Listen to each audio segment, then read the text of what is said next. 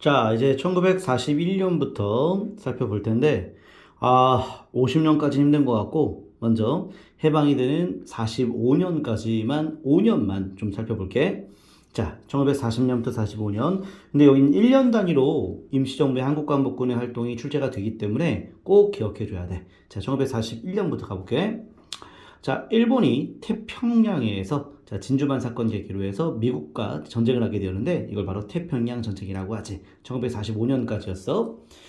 당시 임시정부는 바로 삼균주의의 기반으로 바로 대한민국 임시정부의 건국강령이 발표된 게 또 1941년이었어. 바로 삼균주의는 조소왕이 발표된 내용을 바탕으로 만들어졌던 건국강령이라 얘기할 수 있겠지. 자, 그리고 이제 임시정부, 바로 일본의 선전포고를 했는데 그 선전포고를 대일 선전포고라고 얘기할 수 있겠고, 자, 그 다음에 이제 임시정부가 일본에 선전포고했던 대일 선전포고, 이게 엄밀히 말하면은 건국강령 발표된 이후라고 볼 수가 있겠어. 바로 직후였어. 자, 조선 사상범 보호관찰령이라는 것, 과거 탄압당했던 바로 사상범들 석방이 되었어도 이들을 미리 구금을 다시 하겠다는 내용이야. 그래서 전쟁 중이기 때문에 일본이 바로 이들이 또 여러 독립운동이라던가 이런 활동으로 인해서 혼란스러울 수 있기 때문에 미리 구금을 해버리는 조선사상범 예방구금령을 발표하게 되었어. 자, 일본은 국민학교령을 이제 제정하면서 바로 우리의 초등학교들 원래 보통학교였다가 심상소학교로 바뀌었다가 이제는 국민학교로 바뀌었다라고 볼 수가 있겠지. 자, 조선의용대 화북지대가 있었어. 조선의용대 화북지대. 바로 호가장 전투가 대표적인 예가 되겠고. 자, 그 다음에 재미한족연합위원회. 미국에서 활동했던 단체라 볼 수가 있겠어. 미국에서 바로 독립을 준비했던 단체였다라고 얘기할 수 있겠고. 1942년에 바로 일본은 우리나라의 조선의학회를 날조했어. 그래서 조선의학회 사건을 계기로 해서 바로 우리 조선의학회를 탄압하면서 우리말 큰 사전을 못 만들게 막았었다라고 볼 수가 있겠지. 김원봉, 조선의용대 일부 세력들, 바로 김원봉을 비롯한 조선의용대 일부 세력들이 한국 광복군에 합류하게 된 게 1942년이라는 게 굉장히 중요하고, 자, 김두봉은 조선 독립동맹을 만들었고 그 산하부대 이름이 조선의용군이었어.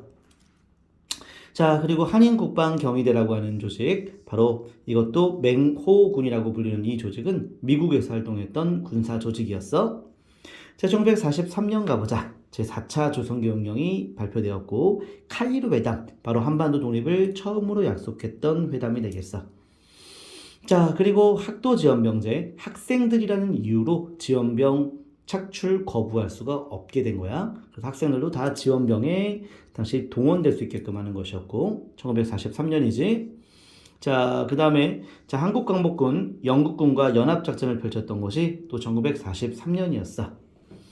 자, 여기까지 했고, 자, 그래서 빈칸 같이 또 한번 채워보도록 할게. 자, 친구들. 자, 빈칸 타이밍을 줄 테니까 대답할 수 있는 시간을 좀 주고 내가 쓰도록 할게. 자, 해보자.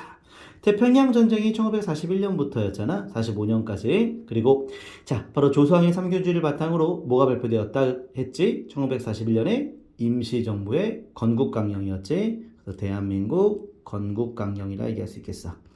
대한민국 임시정부의 건국강령 되겠지? 1900 몇 년이라고? 41년이라고 꼭 좀 기억해주고. 자, 그리고 임시정부가 바로 일본의 선전포고를 했었지? 대일 선전포고라 얘기할 수 있겠지? 대일 선전포고. 자, 조선 사상범 예방구금령과 국민학교령 다 41년의 역사로 42년의 역사 가보도록 하자. 자, 42년에 기억 좀 해줘야 돼. 자, 우리말 큰 사전 못 만들게 일본이 방해했지? 그래서 어떤 단체였지? 조선어 학회를 탄압해서 조선어학회가 42년에 없어지게 되었던 사건 기억해줘야겠고. 자, 나머지 42년에 조선의용대 김원봉 세력들이 한국광복군에 합류한 것, 그리고 이 조선의용대 화북지대 세력들은 이제는 김두봉의 조선독립동맹, 조선의용군으로 개편됐다라고 볼 수가 있겠어. 자, 그 다음에 이제 1943년 카이로 회담, 그 다음 1943년 학도지원병제 꼭 기억해둘 필요가 있겠다. 그리고 한국광복군, 영국군과 연합작전을 펼쳤던 것도 43년부터가 되는 거지. 자, 이렇게 하면 되겠고. 자, 이제 44년 가보자. 자, 1944년에는 미국 공출제. 자, 우리의 쌀을 자, 전쟁에 동원하기 위해서 다 공출해 갖고 자, 그 대신 일부만 배급했던 제도가 일제 말엽 때 볼 수 있다라는 거야.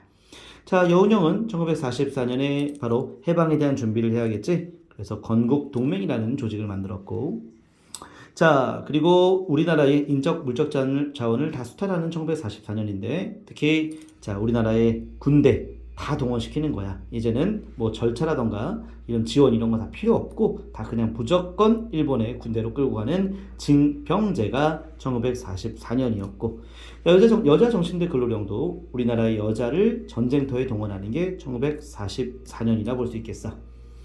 자, 한국광복군 행동준순 국외항을 폐기했다는 얘기는 바로 한국광복군은 중국 국민당의 지원을 받아서 만들어졌던 군대가 되는데 그래서 국외항을 지켜야만 했던 거야. 우리 한국광복군은 바로 중국 국민당의 행동준순 국외항을 꼭 지켜야만 했다는 것인데 이게 폐기됐다는 얘기는 그만큼 한국광복군이 독자적인 지휘권을 내릴 수 있다라고 볼 수가 있는 거지. 자, 45번. 자, 45년이지. 1945년 8.15 광복 직전에 경성 부민관 사건이라고 하는 게 있었어. 경성 부민관 의거를 계기로 해서 자, 이제 8.15 광복이 본격화되는 거지. 경성 부민관 의거가 일제강점기 마지막 의거 활동이라 볼 수가 있겠어. 자, 1945년 7월로 볼 수 있겠어. 경성 부민관은 일본인 또는 친일파 자, 그들이 유흥을 이제 즐길 수 있었던 곳이었지. 자, 그리고 이제 8.15 해방 1945년에 1945년 8월 15일 날 광복을 우리가 맞게 된 것이었어. 자, 여기까지 했고 빈칸 한번 채워볼게. 자, 1944년에 자, 바로 우리나라의 남자들 특히 전쟁터에 많이 끌고 왔지. 뭐라고 했다고? 징병제. 강제성을 띠는 거였지. 여자도 강제성을 띠었던 여자정신대 근로령이 있었지. 자, 그리고 1945년 경성 부민관 의거 8.15 광복 다 확인할 수 있겠다. 알겠지? 그 다음에 8.15 광복이 되었기 때문에 당시 자, 임시정부 한국광복군에서는 국내 진입을 시도하려고 했지만 국내 진입은 못하게 된 거야. 국내 진입에 대한 계획을 9월 달로 삼고 있었기 때문에 그런 거지. 자, 여기까지 했고 자, 8.15 광복 이후에 대한 얘기는 우리 자, 좀 다음에 자, 진행을 좀 하도록 걸로 할게. 먼저 오늘은 일제강점기 여기까지 진행하도록 하자. 오늘도 수고했어. 안녕.